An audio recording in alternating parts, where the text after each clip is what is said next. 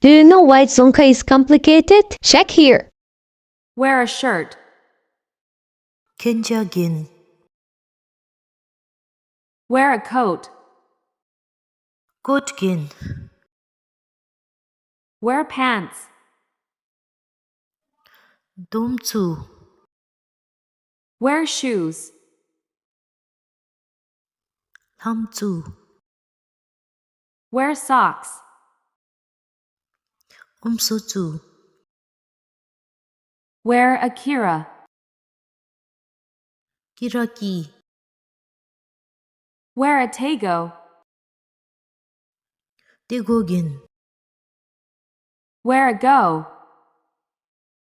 고긴. In English, it's wear for all. But in Dzongkha, there is different verb depending on what type of clothes we wear. Is Dzongkha a complicated language or a language with a diverse lexicon and expressive capabilities?